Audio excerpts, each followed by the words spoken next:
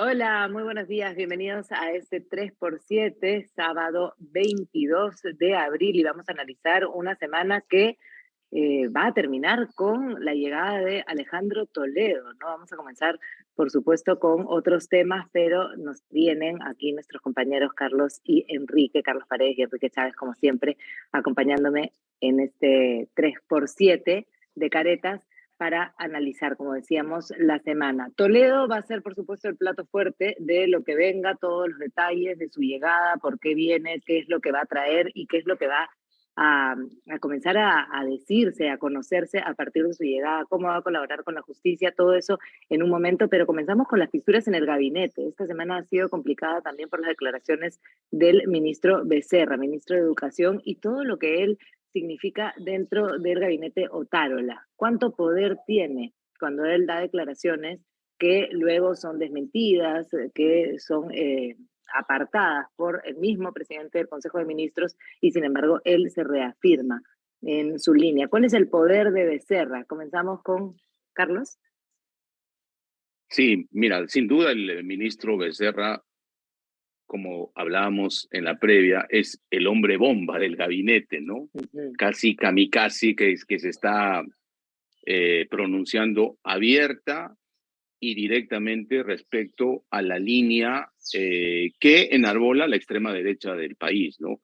Se ha permitido decir que la Corte Interamericana de Derechos Humanos es un adefesio, con el perdón de los adefesios, a pocos días de que la Comisión Interamericana precisamente presente el informe sobre el caso Perú, que no es Ujú. otra cosa que las muertes que han producido las protestas después de que Dina Boluarte asuma la presidencia de la República, que dicho sea de paso, fue una sucesión constitucional, ¿no? Y que además, en fin, ha polarizado al país y yo creo que la fuerza de Becerra se explica en la coalición que hay en el Congreso, básicamente respecto al tema SUNEDU. Y esa coalición es transversal a todos los partidos. Está desde Perú Ujú. Libre con Waldemar Cerrón a la cabeza en la extrema izquierda, pasando por Renovación Popular al otro lado del espectro político. Y en el medio está Podemos, con Luna, que también tiene intereses ahí. Está obviamente Alianza para el Progreso con los Presidente del Acuña, club.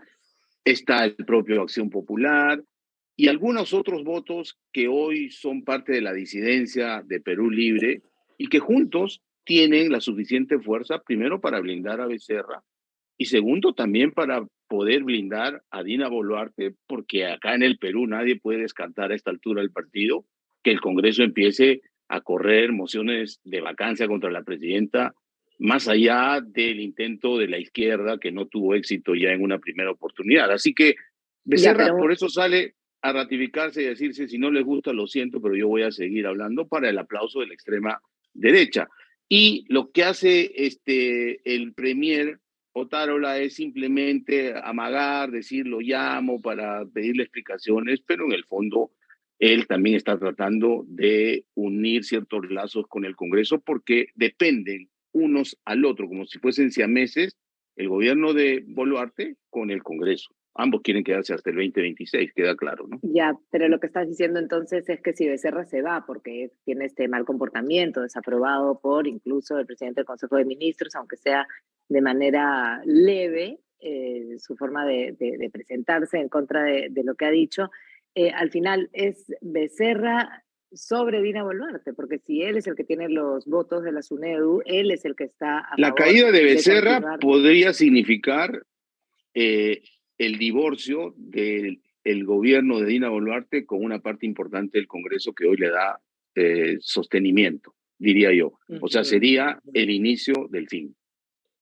ujú, ujú. Enrique, Yo el, creo, el- sí, sí, dale, dale. no, cae Becerra entonces y Dina Boluarte queda en la cuerda floja. Es decir, es tan poderoso Becerra que es el que sostiene a la presidenta de alguna La manera coalición, en el la Congreso, por coalición, la supuesto. coalición anti-SUNEDU es muy poderosa y abarca no solamente a la derecha, se va incluso hasta parlamentarios de Perú Libre y satélites. Y claro, recordemos ahorita, lo conversábamos con alas peruanas, ¿no? O sea, por eso existía la SUNEDU, para que las universidades no manejen o administren sus fortunas de una manera como la que se ha visto Por eso existía SUNEDU, ahora que vemos los títulos de la fiscal de la Nación, ¿no? Que claro, el Estado es el que más consume estos títulos. Lo hemos visto con Zoraida Ábalos, hemos visto la maestría falsa de Pedro Castillo, etcétera, etcétera, etcétera. O sea, yo creo que siempre hay que recordar el por qué existía esta institución que ha sido prácticamente desarmada, pero yo creo que el gobierno podría ser un poco más audaz, porque el rechazo que va a ir despertando Becerra, les comentaba yo, claro, uy, a mucha gente le suena así, de una vez retírate del sistema interamericano de derechos humanos. Solo Venezuela y Trinidad y Tobago están fuera, o sea, convertiría, más allá de caviares, que derecha, que izquierda, convertiría al Perú en un estado paria, vergonzoso, o sea, es algo inviable. Entonces, yo creo que el Pero además rechazo no que va lo a va a ir, hacer. Es solamente una postura que está no, mostrando que está yo sé, pero que el empoderado, pero ministro de no realmente Educación hay posibilidad. enarbole esa postura es vergonzoso. O sea, es muy problemático y ya se va convirtiendo, claro, en el actor incómodo, donde Otárola lo llama y de ahí él va y se ratifica. Creo que el gobierno podría ser más audaz. Es cierto que tienes esta coalición, pero creo que el gobierno podría hacer esfuerzos un poco, por lo menos por diferenciarse de ciertas tendencias extremistas, porque si no, claro, lo que les estás haciendo es dándole munición a tus principales críticos. Y si bien es cierto, podrías llegar a una vacancia, yo creo que el escenario de vacancia de Dina Boluarte va a ser, digamos, esa posibilidad va a estar más cercana en el último año, que es cuando ya no se puede cerrar el Congreso o cuando en todo caso podrías completar el mandato. Porque la vacancia de Dina Boluarte, hay que recordarlo, en una circunstancia como esta significaría que los congresistas que están tan de capa caída finalmente se tendrían que ir porque tendrías que convocar elecciones generales. O sea, el Congreso de ninguna manera en estas circunstancias va a aguantar políticamente la posibilidad de ellos quedarse hasta el 26, que son sus sueños de opio, ¿no? De llamar solamente a las elecciones presidenciales para completar el periodo, imagínate. O sea, se van a quedar los mochasueldos y se van a ir por el lado del Ejecutivo. Es insostenible, ¿no? Entonces, si bien es cierto, como dice Carlos, esto significaría la ruptura de una alianza que sostiene a Boluarte, por el otro lado, creo que la presidenta podría pues tener dos dedos de frente y ser un poquito más astuta, ¿no? Antes de hablar de los mochasueldos, eso, ¿no? ¿Cuáles son las movidas que se vienen con Dina Boluarte y con Otárola, ¿no? ¿Qué es lo que están trabajando? Porque tendría que hacerse algunos cambios. ¿Qué es lo que supuestamente Otárola Si haces está cambios de ahí gabinete y no como cambias al ministro de ensayando? Educación, va frito. Pero es que no lo va a cambiar, aparentemente, Bueno, porque con el poder ajá. que tiene, Carlos puede tiene, hacer creo, varios unos cambios. chismes por ahí. A Mira, ver, sí, lo evidente es que ya los medios han informado, hay un nivel de fricciones entre el jefe del gabinete Otárola y el ministro de Justicia, José Tello, que ha José logrado, Tello. desde mi punto de vista, algunas acciones creativas en el sentido que hablaba Enrique. Por ejemplo, ha logrado que Naciones Unidas, a través de PNUD y ARNUR, eh, ayuden a iniciar unas rondas de diálogos en el Perú, especialmente en provincias, en el sur, el corredor minero, en el norte también, donde hoy la gente está crispada por la ineficiencia del Estado frente a la emergencia. Y esto es, en términos políticos, un oxígeno, un balón de oxígeno que le puede dar al régimen, ¿no? Por otro lado, tengo información que en el informe de la Comisión Interamericana de Derechos Humanos sobre el caso Perú, hay un voto singular de uno de los comisionados que está poniendo matices respecto también a la violencia que ha sido evidente y lo hemos registrado varios medios de los protestantes, ¿no? Algunos vándalos han atacado contra la propiedad pública y privada y han provocado la muerte de un policía en situaciones muy penosas y de 6 soldados también, hay que decirlo, ¿no? Y de 10 por lo menos o más ciudadanos que por el cierre de carreteras y una serie de actos violentos se murieron, por ejemplo, los niños en las ambulancias. Este matiz podría también ser otro balón de oxígeno para el gobierno y han puesto, yo diría, a un representante en la Organización de Estados Americanos que ha sido contundente, por ejemplo, aclarándolo en plena sesión al presidente Petro, que otra vez se está entrometiendo en asuntos internos, además con una narrativa absolutamente falsa respecto a Pedro Castillo, ¿no? Así que me parece que va a haber cambios. Tengo entendido que, por ejemplo, Otárola quiere reclutar a algunos exministros que estuvieron con él en el gobierno de Humala. Tengo información que se ha reunido, por ejemplo, con Magali Silva, probablemente para ofrecerle el Ministerio de Comercio Exterior y Turismo, que Sánchez lo dejó destrozado y que entiendo hoy el ministro está siendo diligente en reconstruirlo, pero probablemente Otárola quiere tener pues a gente de su absoluta confianza, ¿no? Tello no responde a Otárola, Tello responde directamente a Dina Boluarte, porque Entonces además tú tengo dirías que hay entendido cambio en que es muy justicia. amigo de un sobrino de Dina Boluarte con el que participa en el Instituto Peruano de Derecho Electoral, ¿no? Entonces habría cambio en justicia y cambio en comercio exterior y turismo. No, hay varias movidas, quieren refrescar el gabinete, presentar, ¿no? Como digamos, un gesto político de refrescar, pero como dice Enrique, ahí la piedra o la roca en el zapato va a ser el ministro de Educación, ¿no?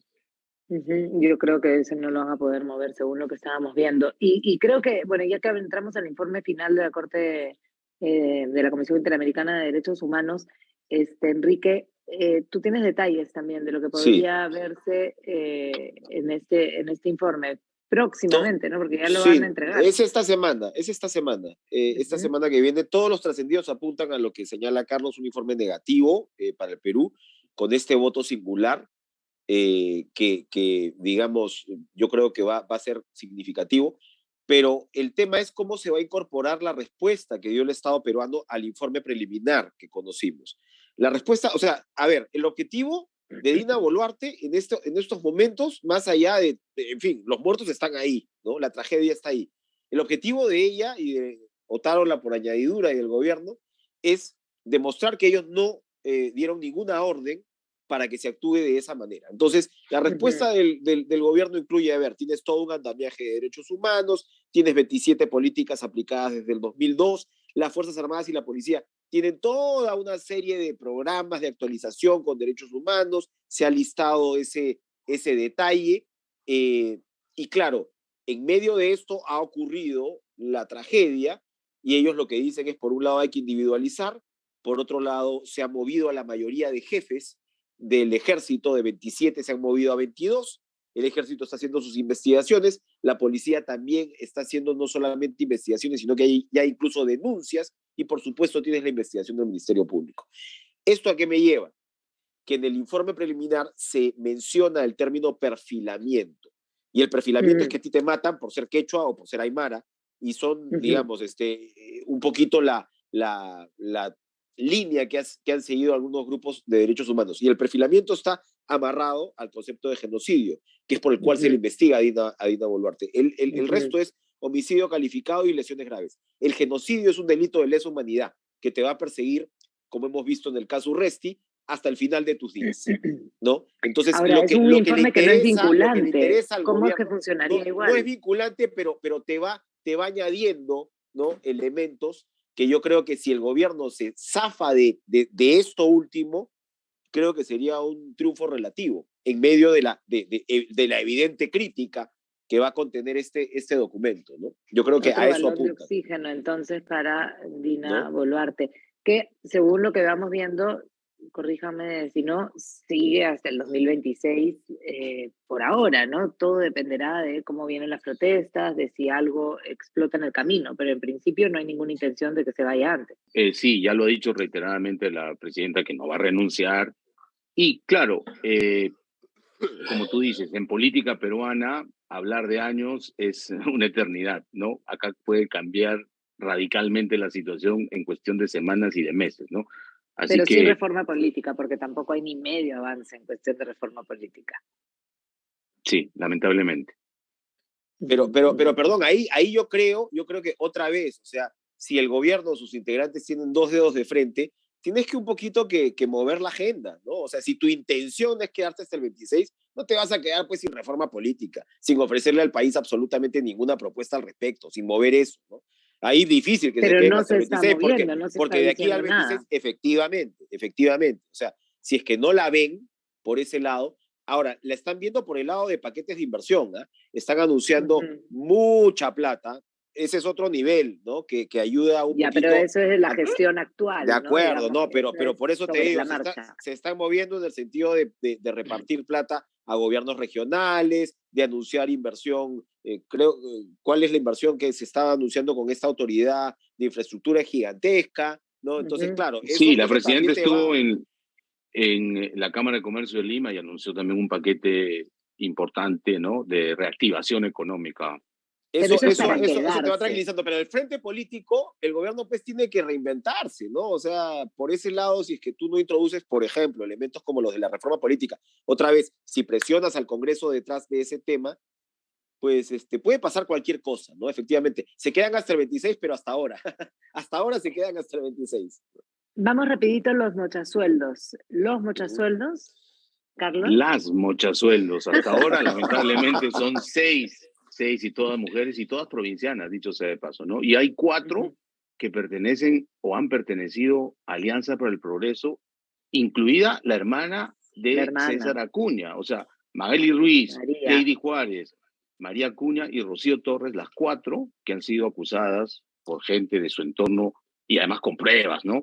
Y también está Katy Ugarte, del Cusco, originalmente elegida por Perú Libre, y está María Cordero Hontain, cuyo audio es obsceno, ¿no? Hasta ahora van 6, ¿no? Yo diría que hay más casos en el Congreso, y no solo en el Congreso, en muchas entidades públicas, incluidos ministerios y municipalidades, de esto que es un abuso de poder, ¿no? Sí. Cualquier empresa que trabajara como trabajan dentro del Congreso deberían quedarse todos sin asesores de una vez y comenzar a trabajar, a ver si son capaces de hacer cualquier texto sin todas las personas que los apoyen. Solo para introducir algo provocador, lo que está demostrando hasta ahora las mochasueldos es que nos hemos derribado 2 mitos sociológicos, ¿no?, en el Perú, que las mujeres son seres más honradas que el macho de la especie, o que los provincianos también son más sanos, empáticos con el prójimo, ¿no? Mira, si no preguntemos qué pasó con Toledo, qué pasó con Castillo y qué pasó con Vizcarra, 3 provincianos que han hecho tropelías en el poder, ¿no? No sobre los presidentes, pero sobre las mujeres vamos a hacer ese análisis nuevamente cuando se conozca a todas las personas dentro del Congreso que están haciendo que los eso es verdad, eso es verdad. Ambos son mitos. Vamos poco a poco, porque eso acá es lo que se ha desarrollado en 3 semanas, 2 semanas. Vamos a ver qué sigue. Pero perdón, estábamos hablando de reforma electoral. ¿Por qué no poner sobre la mesa efectivamente una reforma del servicio parlamentario, donde por qué diablos los congresistas tienen que tener 7, 8 asesores? Creo que son 4, pero si eres presidente de comisión, puedes sacar 4 más. Sí, claro. Que era lo que le pasó a la señora de Puyango. No, son 7 por despacho, y si eres presidente de comisión, tú sacas 4 más, o sea, sacas 11. Imagínate. Sacas casi una docena de gente a tu cargo, que como decíamos es un círculo vicioso, porque trae gente que no está capacitada, dispuesta a mocharse el sueldo. Y no solo eso, Enrique, sino que el congresista no escribe ni una sola palabra. Todo llega con informes, con personas que te van dando datos y terminan tus asesores armando un proyecto. Por eso que vemos proyectos de ley plagiados groseramente de Google, exacto, ¿no? Exacto. O de congresos de otros países. Oye, vamos hacia una clase política o hacia un tema de funcionarios públicos sin privilegios. O sea, hacia eso va el tema. Incluso, o sea, hasta, ¿por qué tienen que tener la circulina? ¿Por qué tienes que tener toda la seguridad? ¿No? Entonces, yo creo que si algo podría salir de ahí, ojalá salga este fermento, cuando siempre hablamos de la calle, no sé qué, creo que puede haber un impulso ciudadano que diga, oye, basta, ¿no? Basta. Y yo creo que eso nos puede un poquito rearticular como sociedad. Hay 2 proyectos de ley interesantes para mejorar el servicio parlamentario, profesionalizarlo y no darle a los congresistas elegidos esta capacidad de nombrar a quien sea. Incluso uno de Mercedes que conozco al detalle. ¿Dónde están enterrados? Incluso en el Congreso, ahí encarpetados, ¿no? Hacer un servicio profesional para hacer un estudio técnico muy exhaustivo de los proyectos de ley. Si están acordes con la realidad, costo-beneficio, su viabilidad legal, técnica, etcétera. Si recién pasan esa valla, podrían pasar a las comisiones respectivas, pero nada de eso se ha tratado. Haremos un programa especial sobre las reformas. Tenemos que ir a Toledo porque nos quedan 2 minutos. Nos vamos a pasar de todas maneras de tiempo, pero Toledo está llegando. ¿Y qué trae Toledo? ¿Cómo va a asustar con todo lo que puede? Está pasando. ¿Dónde está Elian?